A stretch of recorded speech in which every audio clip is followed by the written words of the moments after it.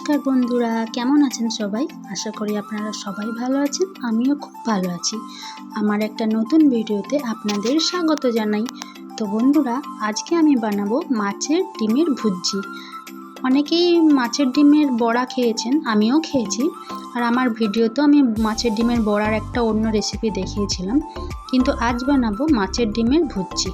তার জন্য আমি নিয়েছি মাছের ডিম, আর নিয়েছি আলু ভাজার মতন লম্বা লম্বা করে আলু, আর কিছুটা পেঁয়াজ, একটা টমেটো, আর কিছুটা কাঁচা লঙ্কা।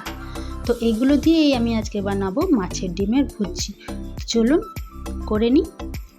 এই যে একটা কড়াই আমি তেল গরম করতে দিয়েছিলাম, তাতে দিয়ে দিলাম কাঁচা লঙ্কাগুলো আর দিয়ে দিলাম পেঁয়াজগুলো। এগুলোকে এবারে খুব ভালো করে ভাজা ভাজা করে নেব। দেখুন আমার এগুলো ভাজা ভাজা হয়ে গেছে, আর করব না। এই সময় এর মধ্যে আমি দিয়ে দেব আলুগুলোকে দিয়ে আবারও খুব ভালো করে একটু ভেজে নেব। এবার কিছুক্ষণ ঢাকা দিয়ে রেখে দেব। এই যে ঢাকা খুলে নিয়েছি। এবার দেখুন আলুগুলো অনেকটাই আমার নরম হয়ে গেছে। এই সময় এর মধ্যে আমি একটু নুন দিয়ে দেব। নুনটা আন্দাজ মতন দিতে হবে বন্ধুরা। তারপরে আবারও নেড়ে কিছুক্ষণ ঢাকা দিয়ে রেখে দেব। এই যে দেখুন আমার আলুগুলো প্রায় সিদ্ধ হয়ে গেছে। এই সময় এর মধ্যে আমি দিয়ে দেব কেটে রাখা টমেটোটা দিয়ে একটু নাড়াচাড়া করে নেব। তারপরে এর মধ্যে দিয়ে দেব হলুদটা দিয়ে আবারও খুব ভালো করে নাড়াচাড়া করে নেব। তো দেখুন আমার এগুলো খুব ভালো করে ভাজা ভাজা হয়ে গেছে। এই সময় এর মধ্যে আমি দিয়ে দেব মাছের ডিমটা। তো মাছের ডিমটা দিয়েছি তখন গ্যাসের ফ্লেমটা একদম আস্তে করে রেখেছিলাম। এবার আমি এটাকে একটুখানি ঢেকে রেখে দেব। এই যে দেখুন ঢাকা খুলে নিয়েছি। এবারে ডিমগুলোকে আস্তে আস্তে করে খুন্তির সাহায্যে ভেঙে ভেঙে নেব। আমার গ্যাসের ফ্লেমটা কিন্তু লোতেই করা আছে। তো এই যে দেখুন ভেঙে ভেঙে নিয়েছিলাম, আর এই যে ভাজা ভাজা হয়ে গেছে। এবার আমি এই যে মাঝখানটাতে একটুখানি ফাঁকা করব জায়গাটা। এর মধ্যে সামান্য একটু তেল দেব। তেলটা দেওয়ার পর এর মধ্যে আমি দিয়ে দেব আদা রসুনের পেস্টটা।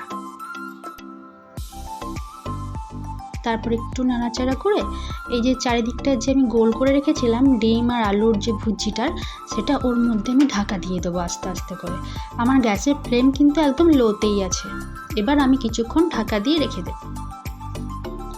কিছুক্ষণ ঢাকা দিয়ে রাখার পর এই যে দেখুন আমি চলে এসেছি।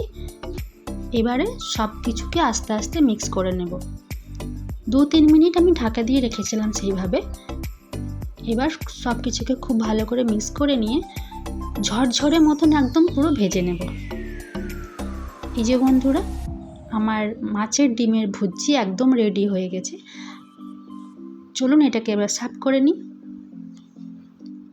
এই যে আপনারা তো এমনি ডিমের ভুজি অনেকেই খেয়েছেন, কিন্তু এইভাবে মাছের ডিমের ভুজি খেয়ে দেখবেন, খুব সুন্দর লাগে। গরম ভাতের সাথে আর কিছু লাগবে না যদি এই রকমের মাছের ডিমের ভুজি থাকে। আমার তো খুব ভালো লাগে।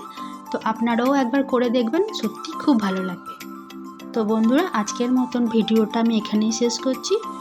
আপনাদের যদি আমার ভিডিওটা ভালো লাগে, একটা লাইক একটা কমেন্ট করে দেবেন, আর সাবস্ক্রাইব করে অবশ্যই আমার পাশে থাকবেন। দেখা হবে পরের আরেকটা ভিডিওতে। ততক্ষণে আপনারা সুস্থ থাকবেন, সাবধানে থাকবেন, ভালো থাকবেন। Tata, bye bye. আর এই রেসিপিটা বাড়িতে অবশ্যই একবার ট্রাই করে দেখবেন। টাটা বন্ধুরা।